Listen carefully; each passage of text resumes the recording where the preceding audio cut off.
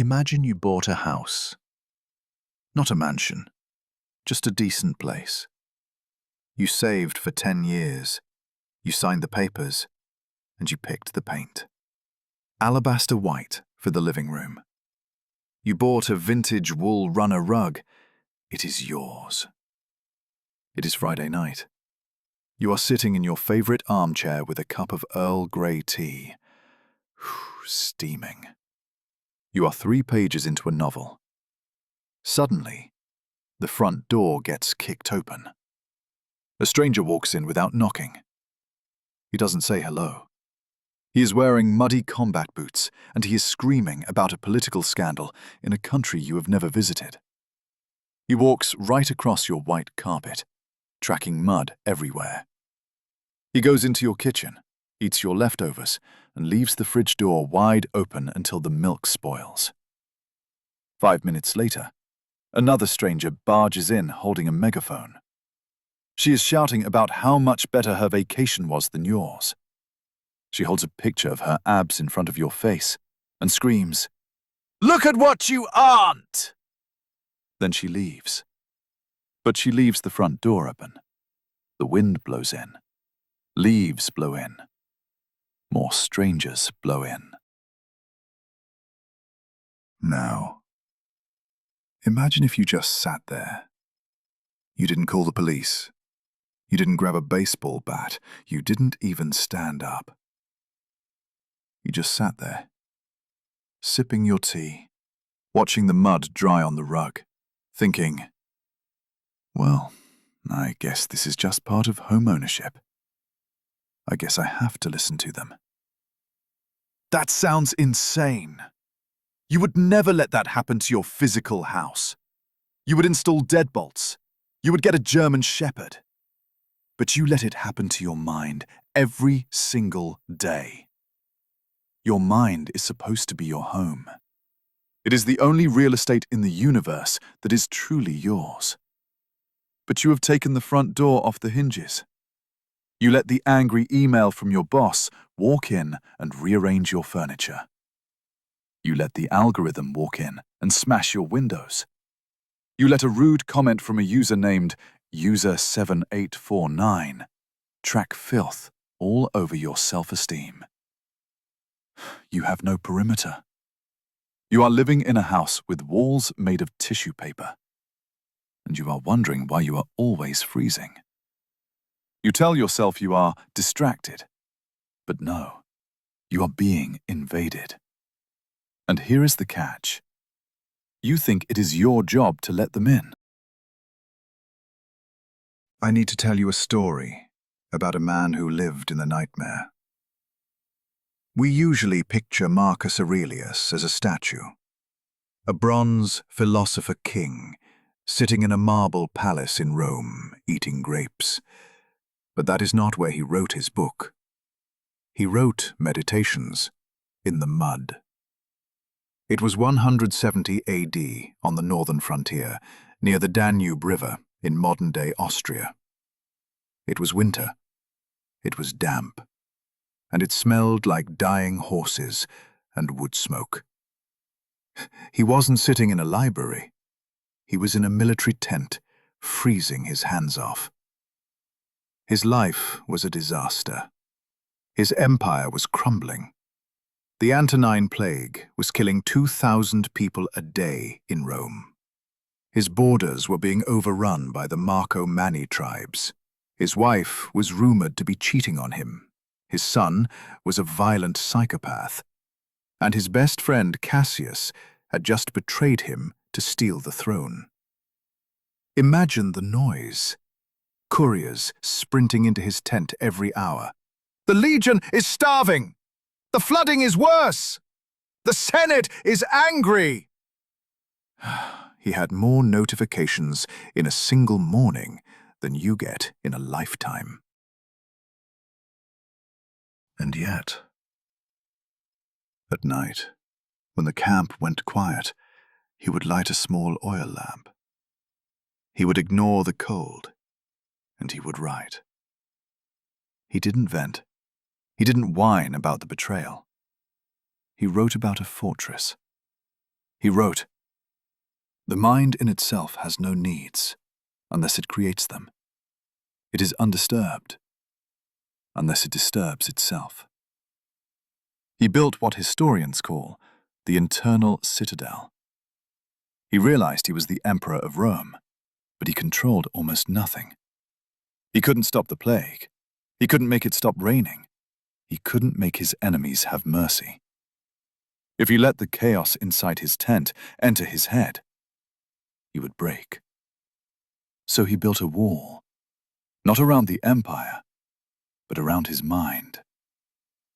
So why can't we do that? Why is it so hard for us to build that wall on a Tuesday afternoon? I think it's because we have been tricked. We have been raised to believe that accessibility is a virtue. We think to be a good person, we must be permeable. We tell ourselves lies. If I don't read the news every hour, I am being ignorant. If I don't answer that text in 3 minutes, I am being rude. If I don't absorb the world's pain, I am being cold. I do this. I am guilty of this. I confuse empathy with absorption. I think if my friend is anxious, I need to be anxious too, or I'm not a good friend. I think if the economy is crashing, I need to feel like I'm crashing, or I'm not paying attention. But this is a lie. Psychologists call this a porous boundary. When you have porous boundaries, you aren't a person. You are a radio tuned to every frequency at once. Static, jazz, screaming, commercials, all at volume 10. You think you are being informed, but actually you are just being reactive. You aren't making decisions. You are a pinball, bouncing off the bumpers of other people's choices. The client sends the email. You panic. The market dips. You panic. The stranger honks. You rage. You have handed the keys to your house to everyone who walks by. Marcus Aurelius realized something we have forgotten. You cannot lead if you are reacting. You cannot help anyone if you are drowning with them. The Citadel isn't about hiding or running away to a cabin in the woods. It is about separating the event from the mind. The event is out there. It is loud. It is messy. The mind is in here. And there must be a heavy, iron gate between them. The Stoics believed the mind is sovereign territory. Think about that word, sovereign. It means subject to no higher authority. Your body? That belongs to biology. A flu virus can take it. Your reputation? That belongs to the crowd. They can ruin it. Your bank account? That belongs to the economy. The only thing that is 100% yours is your reasoned choice. Your ability to look at a fact and decide what it means. When you get angry at a tweet, the Stoics would say you have made a judgment error. You agreed to the premise that the stranger mattered. You lowered the drawbridge. You invited the invader in and cooked him dinner. Marcus wrote, "Ambition means tying your well-being to what other people say or do. Sanity means tying it to your own actions." So, how do we do this? How do we build the Citadel when we have iPhones in our pockets? I am going to give you 2 tools, specific mental models I use. When I don't use them, I fall apart. Tool number 1, the Drawbridge Protocol. In a medieval castle, the drawbridge is not down. If the bridge is down, it's not a castle, it's a courtyard. The bridge is up by default, and only lowered for scheduled deliveries. Your attention is the castle. The internet is the enemy army. Most of us leave the bridge down 24/7. We wake up, roll over, check the glowing rectangle, and let the army march right into the bedroom before we have even brushed our teeth. The Drawbridge Protocol is simple. You set rigid times for input. For me, the bridge is up until 11 a.m. No news, no email, no texts. I can create, I can write, I can stare at the wall. But I do not lower the bridge. At 11 a.m., I lower it. I process the chaos, answer the people, and then I raise it again. You must treat your focus like a limited resource, not a free sample you hand out on the street corner. Tool number 2. The Judgment Gatekeeper. Imagine a bouncer at an exclusive club. Big guy, thick neck, arms crossed. He doesn't let people in just because they are standing in line. He checks ID. Your mind needs a bouncer. Every time a thought or worry tries to enter, you stop it at the velvet rope. You ask it one question. Is this within my control? That is the ID check. The news about the interest rates. Is this within my control? No. The bouncer says, "You can't come in. Wait in the alley." The rude email from the client. Is the email within my control? No. It's already sent. Is my response within my control?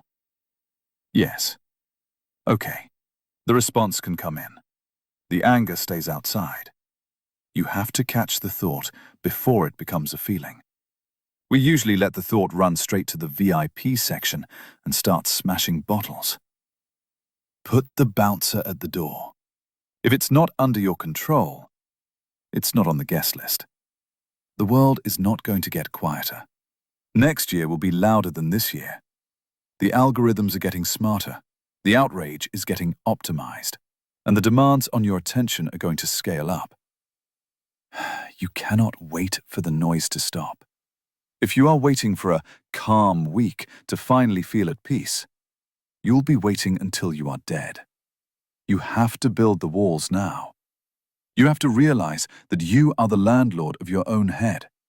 And right now, you have a lot of squatters living there rent-free, trashing the place and eating your food.